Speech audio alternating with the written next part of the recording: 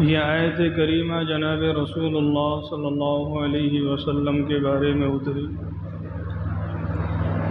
اسلام کی دوسری جنگ، دوسرا جہاد، جنگ احد، جس کے اندر پیغمبر اعلیٰ نبینا علیہ الصلاۃ والسلام کے تقریباً 70 صحابہ اکرام شہید کر دیے گئے، جس میں سے اللہ کے نبی صلی اللہ علیہ وسلم کے ایک چچا حضرت حمزہ رضی اللہ تعالی عنہ، ان کو بھی شہید کر دیا۔ اور صرف شہید ہی نہیں کیا بلکہ ان کے کان، ناک، ان کے اعضاء نکال دیے گئے۔ حضرت ہندہ رضی اللہ تعالی عنہ جو بعد میں جا کے مسلمان ہو گئی، اور حضرت وحشی نے ان کو قتل کیا، تو اللہ کے نبی صلی اللہ علیہ وسلم کو بتلایا گیا، اے اللہ کے نبی صلی اللہ علیہ وسلم، چچا حضرت حمزہ شہید ہو گئے۔ اور کیسے؟ کان، ناک بھی ختم ہے، اعضاء، دل، آنتیں ساری کی ساری نکال دی۔ پیغمبر علیہ الصلاۃ والسلام کو اس قدر تکلیف پہنچی کہ اللہ کے نبی صلی اللہ علیہ وسلم ہچکیوں سے رونے لگے، داڑھی مبارک آنسو سے تر ہو گئی۔ جب داڑھی مبارک آنسو سے تر ہو گئی تو اللہ کے نبی صلی اللہ علیہ وسلم نے ارشاد فرمایا، یہ آیت کریمہ اتری پھر، وَإِنْ عَاقَبْتُمْ فَعَاقِبُوا بِمِثْلِ مَا عُوقِبْتُمْ بِهِ۔ پیغمبر، جتنی آپ کو تکلیف پہنچائی گئی ہے آپ اتنی تکلیف کا بدلہ لے سکتے ہیں، اور اگر وَلَئِن صَبَرْتُمْ، اگر آپ صبر کر لیں تو یہ آپ کے لیے تو اس سے بھی زیادہ بہتر ہے۔ اب اللہ کے نبی صلی اللہ علیہ وسلم نے یہ قسم اٹھا لی تھی پہلے کہ میں امیر حمزہ کے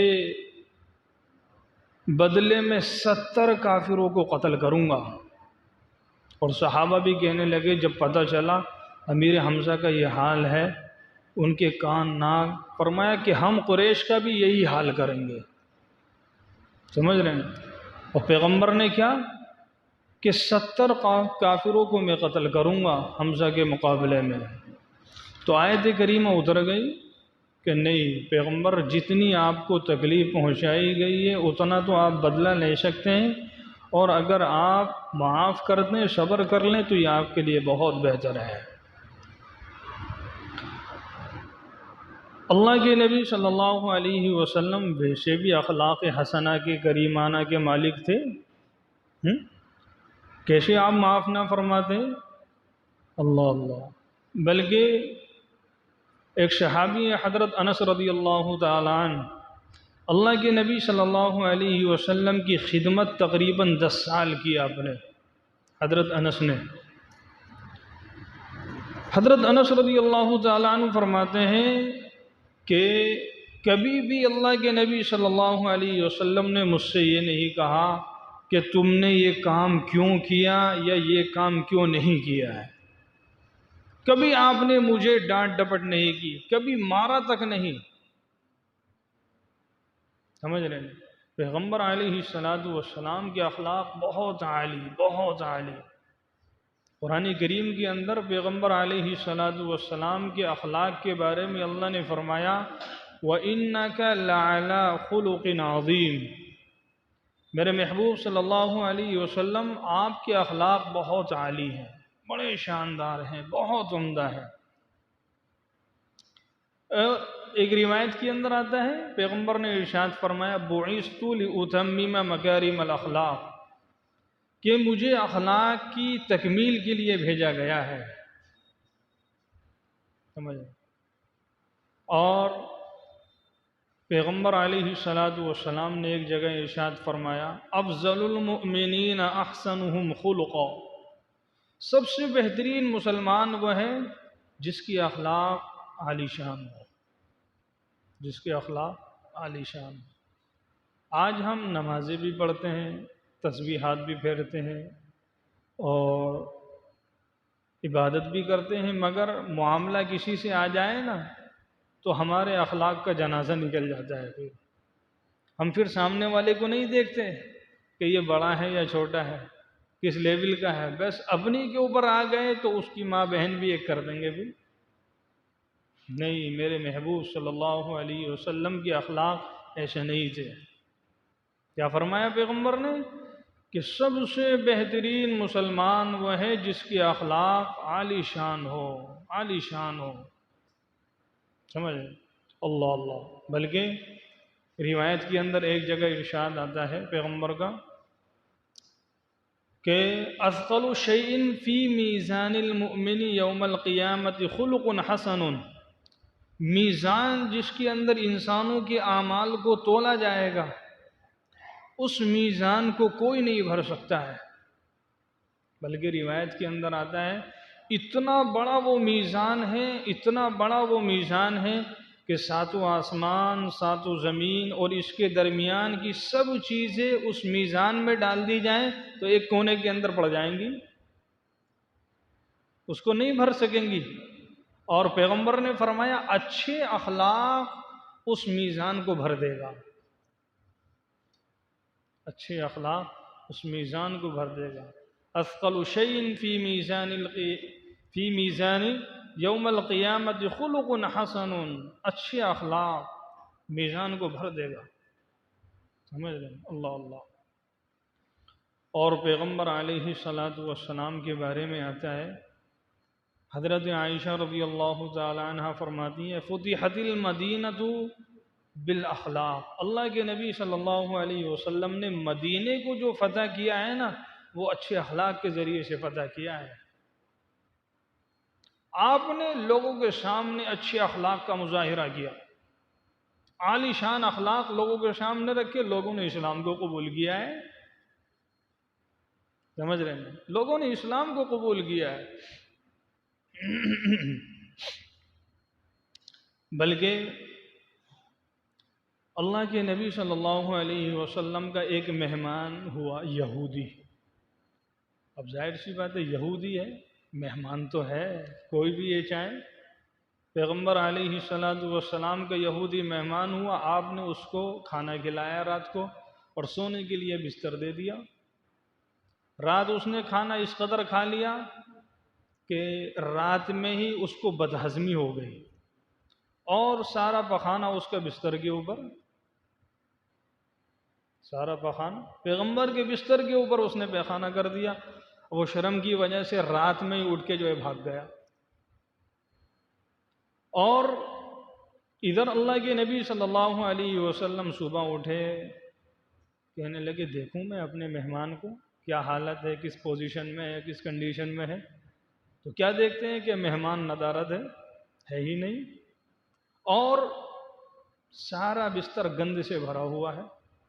اللہ اللہ۔ اللہ کے نبی صلی اللہ علیہ وسلم نے بستر کو اٹھایا اور اپنے مبارک ہاتھوں سے یہ نہیں کہا کہ عائشہ تو آ جا، اور یا بیٹی سے کہا ہو کہ فاطمہ تو آ جا، یا ام سلمہ سے، ام حبیبہ سے، یا جویریہ سے، کسی بنات سے اور کسی امہات المؤمنین سے، کسی بھی سے بھی نہیں کہا، بلکہ آپ اپنے مبارک ہاتھوں سے اس گندگی کو دھو رہے ہیں۔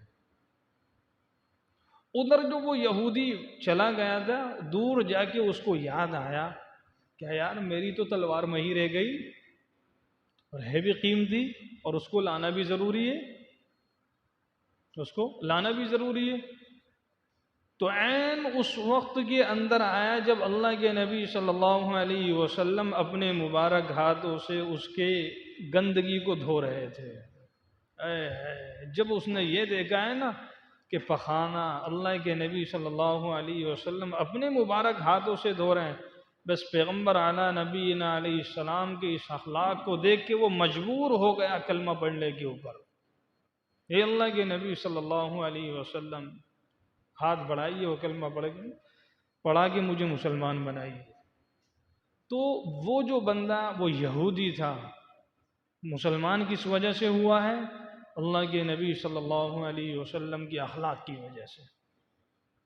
آج ہمارے اخلاق سامنے ہیں ہمارے. ہم اپنے اچھے اخلاق کا مظاہرہ کریں. اگر آج ہم اپنے اچھے اخلاق کا مظاہرہ کریں گے نا عوام کے درمیان میں، تو کافر بھی کلمہ پڑھ کے مسلمان ہو جائیں گے. سمجھ لیں. ایک صحابی ہے حضرت معاذ رضی اللہ تعالیٰ عنہ، جب اللہ کے نبی صلی اللہ علیہ وسلم نے ان کو یمن کا گورنر بنا کے بھیجا نا، اور آپ نے نصیحتیں فرمائی، آخری نصیحت حضرت معاذ فرماتے ہیں اللہ کے نبی نے مجھے یہ کی جب میرا پاؤں رکاب کے اندر پڑ گیا تھا، تو چلتے چلتے آپ نے مجھے آخری جو نصیحت فرمائی یہ فرمائی تھی، اے معاذ اپنے اخلاق کو لوگوں کے لیے اچھا رکھو. اپنے اخلاق لوگوں کے لیے اچھا رکھنا، یہ نہیں کہ ترش روئی آ جائے، بد اخلاقی آ جائے، نہیں، اخلاق اچھے کرنا. ایک صحابی ہے حضرت ابو ذر غفاری رضی اللہ تعالی عنہ، جناب رسول اللہ صلی اللہ علیہ وسلم نے ایک مرتبہ ارشاد فرمایا، ابو ذر میں تمہیں دو کام ایسے نہ بتلاؤں جو کرنے میں بہت ہلکے ہیں اور میزان میں بہت بھاری ہیں؟ کہ جی اللہ کے نبی صلی اللہ علیہ وسلم بتلائیے. آپ نے فرمایا، ایک تو اپنے اخلاق اچھے کرو، اپنے اخلاق اچھے، اور دوسرے طویل خاموشی، اکثر خاموش رہا کرو. ہمارے یہاں اصل میں دیکھو، جو زیادہ بولتا ہے نا ہمارے یہاں اس کو سمجھتے ہیں یہ کتنا تیز ہے، کتنا چالاک ہے. سمجھ رہے ہیں. حالانکہ اللہ کے نبی صلی اللہ علیہ وسلم نے روایت کے اندر ایک جگہ ارشاد فرمایا، مفتی سلمان صاحب نے بھی، اللہ سے شرم کیجئے کے اندر لکھا ہے کہ زیادہ تر خاموش رہنا، زیادہ وقت خاموش رہنا 60 سال کی نفلی عبادت سے بہتر ہے. ہم خاموش رہنے کو عبادت ہی نہیں سمجھتے، بس منہ کے اندر جو بھی آیا بک بک بک بک بک بک ہو رہی ہے. یہ نہیں کہ اول فول کیا کیا منہ سے نکل رہا ہے، غیبت بھی نکل رہی ہے، چغلی بھی، بری باتیں بھی، اور مذاق کے اندر جھوٹ بھی ہے اس کے اندر، اور اس کو گناہ بھی نہیں سمجھ رہے. مولانا رشید احمد گنگوہی رحمۃ اللہ علیہ کے واقعات کے اندر آتا ہے کہ حضرت اکثر وقت خاموش رہتے تھے، کتنا ہی بڑا نواب آ جائے خاموش ہیں آپ. اس نے کچھ پوچھا تو آپ نے جواب دے دیا، پھر خاموش ہو گئے. جن کو آخرت کے بارے میں ڈر تھا کہ ایک ایک کلمے کا حساب ہونا ہے، ایک ایک بول کا حساب دینا ہے، سمجھ رہے ہیں نا، پھر وہ بولتے تھے تول کر، کہ بقدر ضرورت الفاظ منہ سے نکالتے پھر خاموش ہو جاتے. امام ابو حنیفہ رحمۃ اللہ علیہ کے واقعات کے اندر آتا اکثر وقت جو ہے خاموش رہتے تھے. ہاں، اور اگر علم کی کوئی بات آتی پھر جو ہے سیلاب کی طرح بہہ پڑتے تھے آپ. تو پیغمبر اعلیٰ نبی علیہ السلام نے حضرت ابو ذر غفاری سے کیا فرمایا، دو کام ایسے نہ بتلاؤں جو کرنے میں بہت ہلکے ہیں اور میزان میں بہت بھاری ہیں. ایک اچھے اخلاق، اور دوسرے طویل خاموشی، زیادہ تر خاموش رہا کرو. اور بلکہ حضرت ابراہیم علیہ نبی علیہ السلام اللہ رب العزت کے جلیل القدر پیغمبر ہیں. قرآن کریم کے اندر باقاعدہ طور پہ ایک سورت ہے سورہ ابراہیم، جن کو اللہ نے فرمایا واتخذ اللہ ابراہیم خلیلا، کہ ابراہیم کو ہم نے اپنا دوست بنا لیا ہے. ابراہیم علیہ السلام سے اللہ نے کیا فرمایا، ابراہیم اپنی اخلاق لوگوں کے لیے اچھا رکھو. اگر تم نے اپنے اخلاق لوگوں کے لیے اچھے رکھے نا تو اللہ رب العزت تمہیں جنت میں ابرار کے مقامات میں داخل کرے گا، اور میدان محشر میں عرش کے سائے میں تمہیں جگہ نصیب کرے گا، اور جنت کے اندر اللہ پاک تمہیں اپنا پڑوس عطا کرے گا. یہ کس سے کہا جا رہا؟ ابراہیم علیہ السلام سے، جو خود بھی نبی ہیں، تو بیٹا بھی نبی ہے، تو پوتا بھی نبی ہے، تو پڑپوتا بھی نبی ہے. سمجھ رہے نا؟ ان سے کہا جا رہا ہے کہ آپ اپنے اخلاق اچھے رکھو. کہاں کہاں جگہ ملے گی؟ عرش کے سائے میں، اور اللہ پاک تمہیں اپنے پڑوس میں جگہ نصیب کرے گا. سمجھ رہے ہیں؟ تو میرے بھائی، ہم اپنے اخلاق عمدہ رکھیں، اپنے اخلاق عمدہ رکھیں. اور ہمارے یہاں بد اخلاقی ہے. ہم تو کہتے ہیں کہ گالی کا جواب پتھر سے دیں گے. اگر اس نے ایک کہا ہے تو ہم اس سے 10 سنائیں گے. ہماری تسبیح بھی دھری رہ جاتی ہے، ہماری نماز بھی ایک طرف اس وقت. پھر تو ہم ہیں اور وہ سامنے والا ہے پھر نہیں. پیغمبر نے ارشاد فرمایا لا يدخل الجنت الجواز، بد اخلاق جنت میں نہیں جائے گا. جو آدمی بد اخلاق ہوگا جنت کے اندر نہیں جائے. آپ نے ایک جگہ ارشاد فرمایا کہ مومن میں سب چیزیں ہو سکتی ہیں مگر 2 باتیں نہیں ہو سکتی. مومن میں سب چیزیں ہو سکتی ہیں، وہ 2 باتیں نہیں ہو سکتی. ایک، وہ بد اخلاق نہیں ہو سکتا، اور دوسرے، وہ بخیل نہیں ہو سکتا. آج ہم بد اخلاق بھی ہیں تو بخیل بھی ہیں. سمجھ رہے ہیں؟ بد اخلاق بھی ہیں اور بخیل بھی ہیں. اور پیغمبر علیہ الصلاۃ والسلام نے ایک جگہ ارشاد فرمایا کہ جس انسان کے اچھے اخلاق ہوں گے وہ بندہ اس کے درجے کو پہنچ جاتا ہے جو رات بھر نفل پڑھتا ہے اور دن کو ہمیشہ روزہ رکھتا ہے. اگر کسی کے اخلاق اچھے ہیں نا، اچھے اخلاق والا انسان رات بھر جو نفل پڑھتا ہے اور دن میں ہمیشہ روزے سے رہتا ہے، اس کے مرتبے کو، رتبے کو پہنچ جاتا ہے. اب آپ اندر فری کے اندر ہم جو ہے روزے کے برابر جو روزہ رکھ رہا ہے اور رات بھر جو نفل اور تہجد ادا کر رہا ہے، اچھے اخلاق والا وہاں تک پہنچ جاتا ہے. مگر ہم جانتے نہیں کہ اخلاق کیا ہوتا ہے، جانتے ہی نہیں. اور پیغمبر علیہ الصلاۃ والسلام نے ایک روایت کے اندر ارشاد فرمایا کہ قیامت کے دن سب سے زیادہ قریب میرے وہ شخص ہوگا جس کے اخلاق سب سے زیادہ اچھے ہوں گے. میرا محبوب بھی ہے اور قیامت میں سب سے زیادہ میرے قریب ہے وہ، اور سب سے زیادہ دور وہ جس کے اخلاق جو اچھے نہیں ہوں گے. اس لیے ہم اپنے اخلاق کو اچھے کریں، پیار سے، محبت سے بولنے والے ہو جائیں. ایک موقع پہ آپ نے صحابہ سے فرمایا کہ میں تمہارے اندر ایمان تو دیکھتا ہوں مگر ایمان کی حلاوت نہیں. یہ اللہ کے نبی صلی اللہ علیہ وسلم، حلاوت کیا چیز ہے؟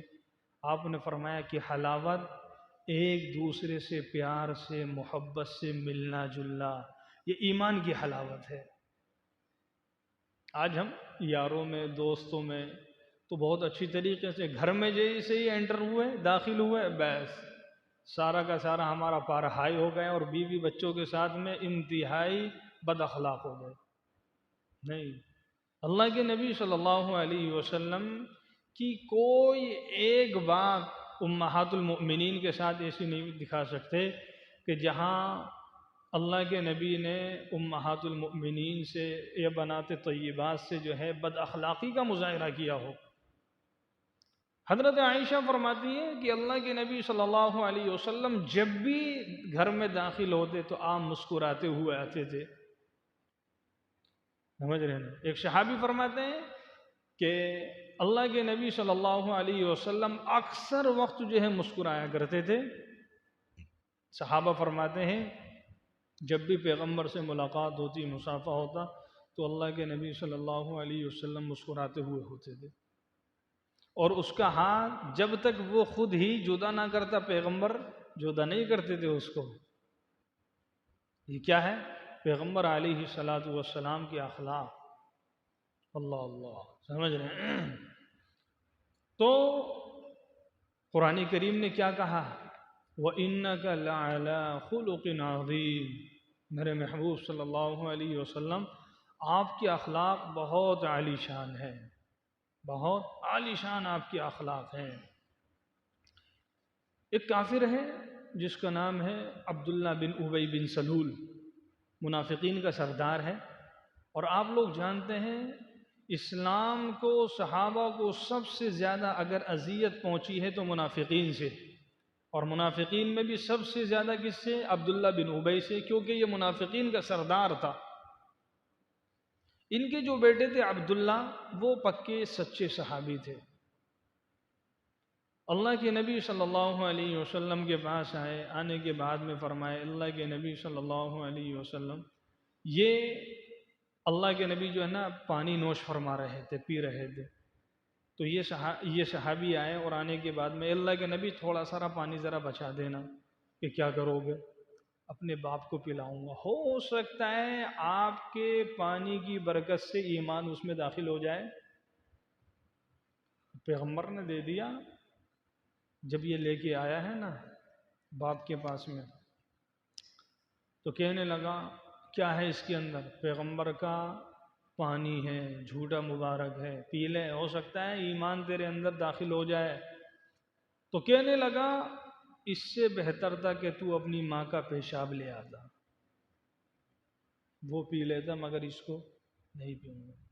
غصے کی وجہ سے بھرے ہوئے پیغمبر کی مجلس میں اللہ کے نبی، آپ مجھے اجازت دے دیجئے، بس میں اپنے باپ کی گردن اتاروں۔ فرمایا کہ نہیں، تمہارا باپ ہے، حسن سلوک کرو اس کے ساتھ میں، سمجھ۔ ایک موقع پہ اللہ کے نبی صلی اللہ، جب اس کا موت کا وقت قریب آیا نا، موت کے وقت پیغمبر کے پاس آئے اللہ کے نبی، آپ جو ہے اپنا کرتا مبارک دے دیجئے، کہ کیا کرو گے؟ اپنے باپ کو جو ہے کفن دوں گا۔ آپ نے اتار کے دے دیا۔ اس کا انتقال ہو گیا تو پیغمبر سے کہا اللہ کے نبی میرے باپ کی نماز جنازہ پڑھا دیجئے۔ کس کی؟ عبداللہ بن ابی بن سلول، جو منافقین کا سردار ہے۔ پیغمبر کو سب سے زیادہ اذیت حضرت عائشہ رضی اللہ تعالی عنہ کے اوپر جو تہمت لگی تھی نا، اس کے اندر پیش یہی تھا، بڑھ چڑھ کے اس ظالم نے اس کے اندر حصہ لیا تھا، سب سے زیادہ حصہ اسی نے لیا تھا۔ تو آپ نے فرمایا کہ ٹھیک ہے، تمہارے باپ کی نماز جنازہ بھی پڑھا دیں گے، کرتا بھی دے دیا، نماز جنازہ بھی۔ آپ نے لوگوں سے کہا ہاں بھائی صفحے ذرا سیدھی کرو۔ جب سب جو ہے سیدھی ہو گئی، حضرت عمر رضی اللہ تعالیٰ عنہ آ گئے، اور جو ہے پیغمبر کا دامن پکڑتے ہوئے فرمایا اللہ کے نبی آپ کو پتہ نہیں کہ آپ کس کی نماز جنازہ پڑھا رہے ہیں؟ فلاں موقع پہ اس نے ایسا کیا، فلاں موقع پہ ایسا کیا، فلاں موقع پہ اس نے ایسا کیا ہے، اور آپ اس کی نماز جنازہ پڑھا رہے ہیں؟ فرمایا کہ ہاں، مجھے اللہ نے منع نہیں کیا ہے۔ جب اس کو قبر کے اندر رکھ دیا گیا نا، تو پیغمبر نے پھر کہا کہ اس کو نکالو، گھٹنوں کے اوپر لیا، اور لینے کے بعد میں لعاب دہن نکالا اور منہ کے اندر ڈال دیا۔ اے اللہ کے نبی کیا کر رہے ہیں آپ؟ ہو سکتا ہے اس کی بخشش ہو جائے، سمجھ رہے نا، ہو سکتا۔ پیغمبر کے اس عمل کو دیکھ کے 1000 کافر کلمہ پڑھ کے مسلمان ہو گئے، سمجھ رہے ہیں؟ ہاں، بالآخر دفن کفن سب ہو گیا۔ جو آیت کریمہ اتری ہے نا 10ویں پارے کی، اے ہے استغفر لہم او لا تستغفر لہم، پیغمبر ان کے لیے آپ دعائیں استغفار کریں یا نہ کریں، ان تستغفر لہم 70 مرۃ فلن یغفر اللہ لہم، اگر آپ ان کے لیے 70 مرتبہ بھی دعائیں مغفرت کریں گے نا، میں انہیں معاف نہیں کروں گا۔ کیوں؟ کیونکہ یہ کافر ہیں، انہوں نے اللہ اور اس کے رسول کا انکار کیا ہے۔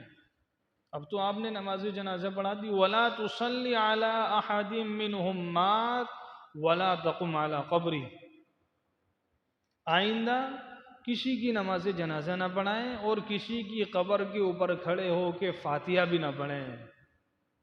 إِنَّهُمْ كَفَرُوا بِاللَّهِ وَرَسُولِهِ وَمَاتُوا وَهُمْ فَاسِقُونَ، کفر کی حالت میں مرے ہیں یہ۔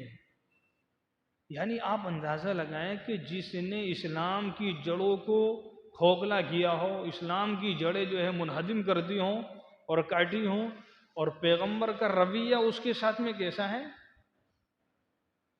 پیغمبر کا رویہ اس کے ساتھ میں کیسا ہے؟ تبھی تو اللہ نے فرمایا کہ آپ کے اخلاق بڑے عالی شان ہیں۔ آپ کے اخلاق بہت عالی شان ہیں۔ جنگ حنین کے موقع پہ جب بھاگ دوڑ ہوئی نا، لوگ بھاگے ادھر سے ادھر، تتر بتر جب ہوئے، تو ایک صحابی جب وہ بھاگے نا، تو بھاگتے ہوئے ان کا پاؤں پیغمبر کے جوتے کے اوپر، پیغمبر کے پاؤں کے اوپر آ گیا۔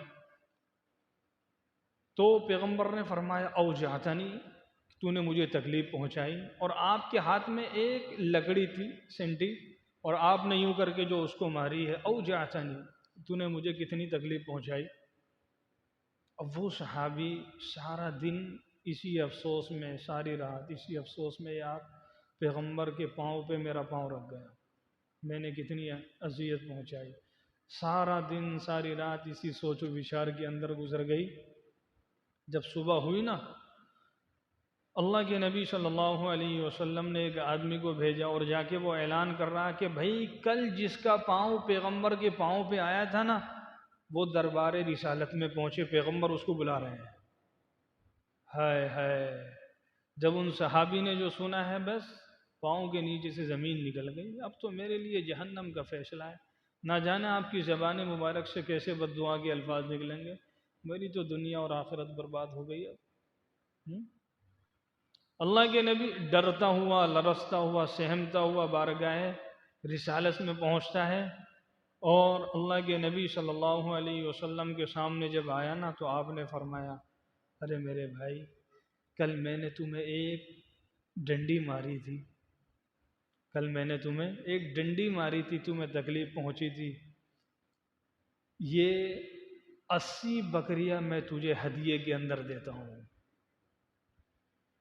ایک ڈنڈی ہے، ڈنڈی، اور وہ بھی صحابہ جب جنگ کرتے تھے نا، تو کرتا پہنتے تھے، کون سا؟ زنجیروں کو جوڑ کے کرتا بنایا جاتا تھا تاکہ تیر کا، تلوار کا اثر نہ ہو۔ جب تیر، تلوار، بھالا، نیزے کا اثر نہیں ہو سکتا اس کے اوپر، تو ڈنڈی کا کیا خاک اثر ہوگا؟ آپ اندازہ لگائیں۔ فرمایا کہ میں نے کل تمہیں جو ایک ڈنڈی ماری تھی، مجھے معاف کر دو، اور یہ 80 بکریاں تمہیں ہدیے کے اندر ہیں۔ جب آپ نے دے دی نا، تو پیغمبر نے پھر فرمایا میرے بھائی اب تو تم نے مجھے معاف کر دیا ہوگا۔ کبھی ہم نے سوچا کسی کو گھونسا مارا ہو، کسی کو برا بھلا کہا ہو، کسی کو ستایا ہو کہ بھائی میں نے تمہیں مارا تھا، ستایا تھا، اللہ کے لیے معاف کر دو؟ کبھی ہو؟ ارے چلو، اس نے بھی تو مجھے مارا تھا، اس نے بھی تو مجھے ایسے کہا تھا۔ ہمارے یہاں الٹا حساب ہے، سمجھ رہے نا؟ معافی کا تو سوال ہی پیدا نہیں ہوتا، کسی سے معافی مانگ لیں، کسی سے معافی مانگ لیں۔ اللہ اللہ۔ حضرت عمر رضی اللہ تعالیٰ عنہ نے ایک شخص جب حج کو جانے لگا نا، تو حضرت عمر نے کہا کہ میرے پاس آنا، اور اس کو جو ہے تقریباً 600 دینار دیے، درہم یا دینار اس کو دیے۔ جب دے دیے نا، دینے کے بعد میں حضرت عمر نے اس سے کہا تمہیں پتہ ہے میں نے کس وجہ سے؟ کہ جی پتہ نہیں، ہو سکتا ہے کہ میری آپ کی رشتہ داری ہے۔ فرمایا کہ نہیں، اس وجہ سے نہیں، بلکہ پچھلے سال میں نے تمہیں ایک ڈنڈی ماری تھی۔ وہ صحابی کہتے ہیں مجھے تو یاد بھی نہیں، اور امیر المومنین اگر ماری بھی تھی تو وہ میرے کپڑے پہ ہی لگی تھی، اوپر ہی اوپر، مجھے تو احساس بھی نہیں، اور مجھے تو پتہ بھی نہیں، میں تو بھول گیا تھا۔ حضرت عمر نے کہا تو بھول گیا تھا مگر میں نہیں بھولا تھا۔ یہ ہے احساس قیامت کا، قبر کا، حشر کا۔ جس کے سامنے قبر اور حشر ہوگی، وہ دنیا کے اندر اپنے معاملات کو صاف کرتے ہوئے لے کے چلے گا، اور جس کے سامنے نہیں ہوگا، تو آج لوگ بد اخلاقی کا مظاہرہ کر رہے ہیں، حرام بھی کھا رہے ہیں، اور جوا بھی کھیل رہے ہیں، اور سٹا بھی کھیل رہے ہیں، اور لوگوں کو ستا بھی رہے ہیں، مار بھی رہے ہیں، ظلم بھی کر رہے ہیں، ایک دوسرے کا مال بھی ہڑپ کر رہے ہیں۔ ان کے سامنے کوئی معاملہ کیوں؟ کیونکہ فکر آخرت نہیں، اور جب فکر آخرت نہیں، جتنا موج کرنا ہے دنیا کے اندر کر لو، سمجھ رہے ہیں؟ خیر، تو ان آیت کریمہ میں اللہ نے کیا فرمایا؟ وَإِنْ عَاقَبْتُمْ فَعَاقِبُوا بِمِثْلِ مَا عُوقِبْتُمْ بِهِ۔ جنگ احد میں اللہ کے نبی کے چچا حضرت حمزہ کو شہید کر دیا، اور ناک کان سارا مسلح بنا دیا۔ سمجھ رہے ہیں؟ تو پیغمبر نے فرمایا کہ ان کے 70 کافروں کو قتل کروں گا میں، 70 کافروں کو قتل۔ اللہ نے فرمایا میرے محبوب جتنی آپ کو اذیت دی گئی ہے آپ اتنی اذیت تو دے سکتے ہیں، اس سے زیادہ نہیں، اور اگر آپ صبر کر لیں تو یہ صبر کرنے والوں کے لیے بہت بہتر ہے۔ پھر پیغمبر نے فرمایا کہ جاؤ ہم نے سب کو ہی معاف فرما دیا ہے۔ اور جب مکہ فتح ہو گیا نا، مکہ فتح ہو گیا، اب تو آپ جس کو چاہتے جو ہے مارتے، کیونکہ مکہ فتح ہو گیا ہے اور اسلام میں دھڑا دھڑ لوگ جو ہے داخل ہو رہے ہیں، اور مکے والے لرز رہے ہیں، کانپ رہے ہیں، آج تو یہ آ گئے، یہ وہی صحابہ ہیں جن کو ہم نے مارا تھا، ستایا تھا، آج تو ایک ایک چیز کا جو ہے بدلہ لیا جائے گا۔ آپ نے فرمایا کہ نہیں، لا تثریب علیکم اليوم یغفر اللہ لکم، آج تمہارے اوپر کوئی الزام نہیں ہے، جاؤ آج ہم نے تم سب کو معاف فرما دیا ہے۔ سمجھ رہے ہیں؟ تو ہم بھی جو ہے اپنے اچھے اخلاق کا مظاہرہ کریں، اگر کوئی کسی کے ساتھ میں بدسلوکی کرے، برے اخلاق کا مظاہرہ، تو ہم اس کے ساتھ میں پیار سے محبت سے پیش آئیں، تاکہ کیا ہوگا؟ قیامت میں میزان بھرے گا، پیغمبر علیہ السلام کے سب سے زیادہ قریب ہوں گے، وہ میزان جو آسمان و زمین نہیں بھر سکتے، اچھے اخلاق اس کو بھر کے دکھلا دیں گے۔ سمجھ رہے ہیں؟ اللہ عمل کی توفیق